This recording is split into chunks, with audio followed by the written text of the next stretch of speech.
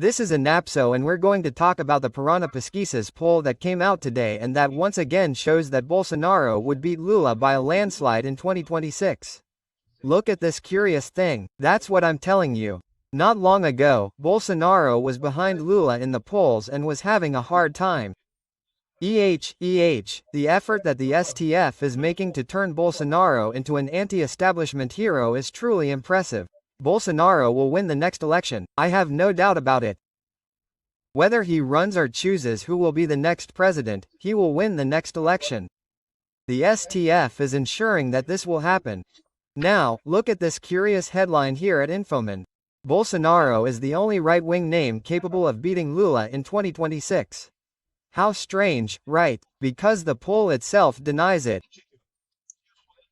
Here, look, as Poder 360 says, Michelle Bolsonaro and TARCISIO are tied with Lula, but ahead numerically, that is, all three of them will beat Lula in 2026 in the polls today. And I've already told you about this problem that Lula has. Lula is already known by everyone. TARCISIO is not known by everyone. Michelle Bolsonaro is not known by everyone. So they still have a lot of room to grow, something that Lula doesn't have. Let's understand this poll by Paraná Pesquisa that has a lot of good news for us here, okay? This news was suggested by So Besta Creditor, Jataro, Cujo Libertario and several other people.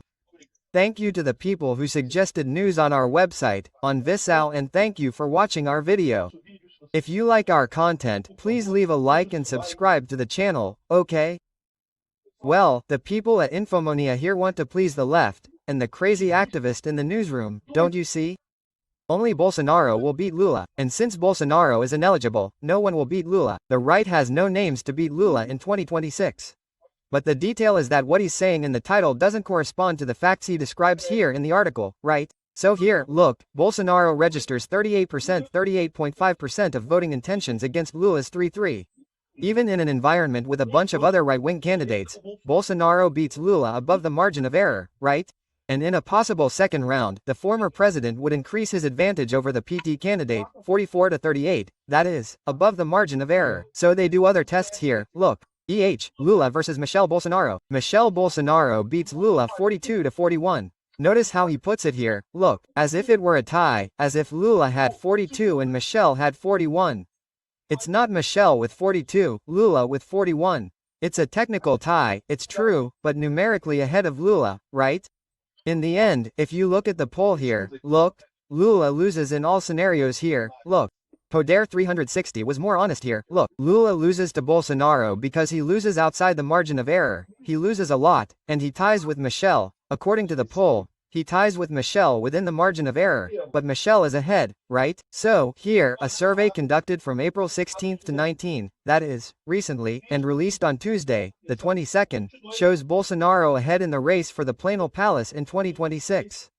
Well, in the second study, he would beat Lula well, in the first and second rounds. Oh, but he is ineligible. I already told you, he is ineligible. I still think that everything can change by 2026, okay? That he may end up being eligible, yes, because he is ready to exploit, to blow up a lot of things. This process of Bolsonaro's coup is full of holes in the STF, right? The Felipe Martins thing in the United States is going to blow up. At some point, imagine if Trump will interfere in this thing. So, I think a lot of things can still change until the election period next year, right? But let's see, even if he is ineligible, even if he cannot directly participate in the election, if he indicates who he wants to be his candidate, be it Michelle, Eduardo Bolsonaro, or TARCISIO, that person wins. So this is a victory for Bolsonaro. If this person wins with Bolsonaro's indication, it is a victory for Bolsonaro, right? So here, look, let's take a look at the poll directly. Look, they simulated Bolsonaro with Lula. Then they simulated with Michelle Bolsonaro with TARCISIO and they simulated with a bunch of others. This is in the first round, okay? In the second round here, look, everyone beats Lula. Here, look, Michelle Bolsonaro 45-41, TARCISIO 43-40 and Bolsonaro 46-44. Since there is a margin of error, in theory, Bolsonaro is leading, right? He leads with or wins with or in fact, right? Here, Michelle Bowles also wins 45-41, But with the margin of error, it's a tie. Now, notice that it's a tie, right? Forced, because there's a 4-point difference here, right? And the margin of error is 2.2%. So here, look, if it were a margin of error of only 2%, right, it wouldn't work, right? TARCISIO is a little less here, 43.4 to 40%. At 40%, there's also almost a 4-point difference here. In other words, again, a huge advantage, although technically it's a tie within the margin of error, right? And I think they were the only right-wing options that they tested, right? So, what is the left saying? No, that only Bolsonaro wins in an absolute way, right? It's completely outside the margin of error. This already gives us the information that I've been passing on to you. The Brazilian people want an anti-establishment, an anti-system, someone who fights against the government, because the Brazilian people are seeing the corruption that is going on in the government. This inefficiency of the government. The government cannot solve anyone's problems and only worsens the economic situation. So, the people want an anti-system. And in this situation, the Supreme Court will beat Bolsonaro. Lula will beat Bolsonaro. Just look at what will happen in 2026. That's what I'm telling you. Bolsonaro will be seen as the main anti-system in Brazil. He is the guy who fights against the system. Hey, who's saying that? It's not me. The Supreme Court is saying that. Look at the Supreme Court running after the guy all the time, right? A bunch of actions that everyone sees that make no sense at all. Pestering whales and I don't know what else, and vaccination cards and I don't know what else. Running after a bunch of things, an action that is clearly flawed, that is clearly unsustainable legally, but that they will do, they will end up with a coup by Bolsonaro somehow. We know that, they have no alternative at this point. And in any case, this will mark him as the anti-system. And when 2026 comes, what will the Brazilian population want? An anti-system. Who will be the best positioned to do that?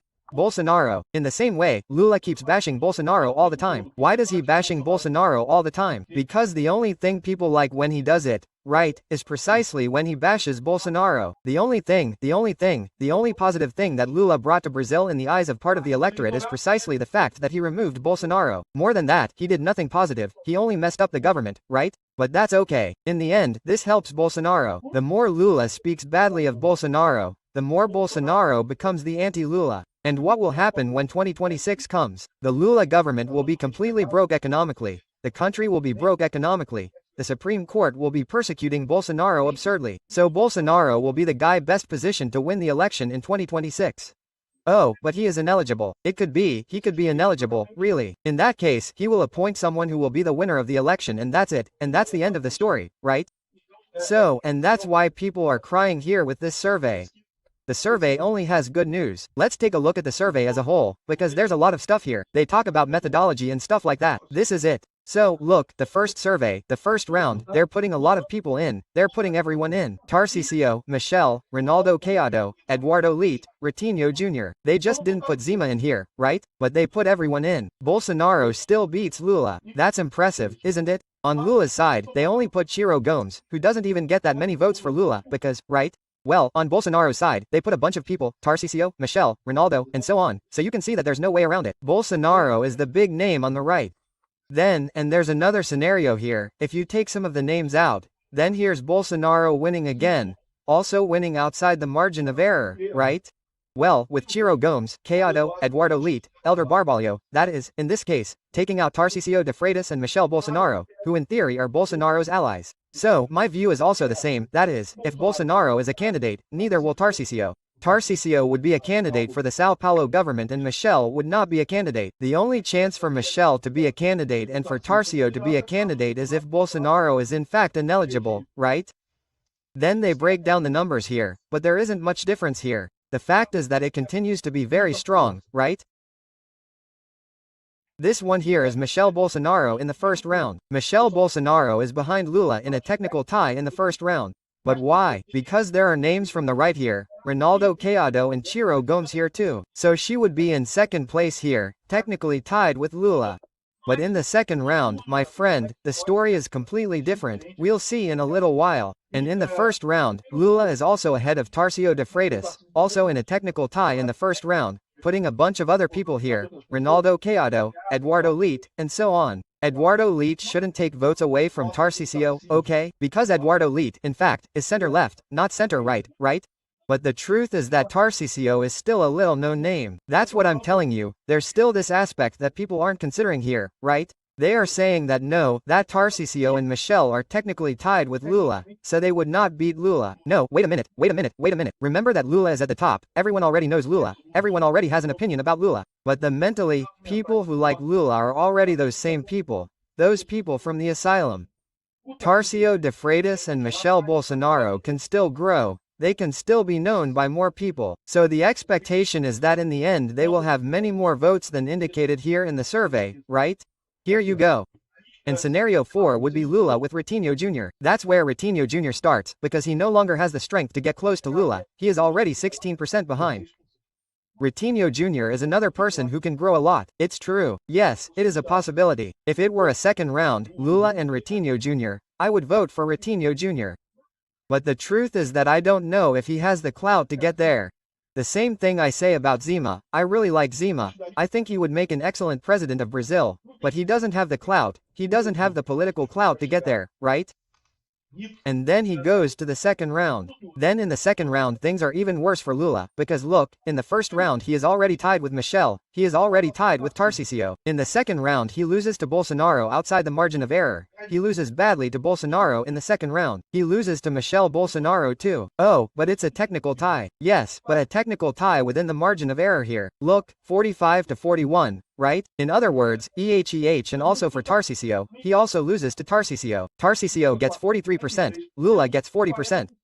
So, in other words, the news is excellent. We already have 3 viable candidates from the right today. We may have more, okay? Ratinho Jr. may improve by then, Caiado may improve by then, Zema may improve by 2026. I honestly don't know if that would happen, but it could happen, right? The fact is, today we already have 3 names on the right, that Bolsonaro can choose himself, if he is eligible, Michelle Bolsonaro, right, or Tarcísio de Freitas. 3 names for rights is much more than the left has. The left has Lula, and who else besides Lula? There's no one here, look, they put other names of Lula here together in some of the scenarios here, look. They put Elder Barbalho, look, Elder Barbalho from the far left, right? Ciro Gomes also from the far left, nothing has changed. Eduardo Leite from the center left or the extreme left, I don't know. But even Eduardo Leite doesn't even come close. Even with the weakest candidate from the right here, none of them even threaten to get close to achieving anything. So Lula has no alternative, there is no one who can replace Lula in this race, right?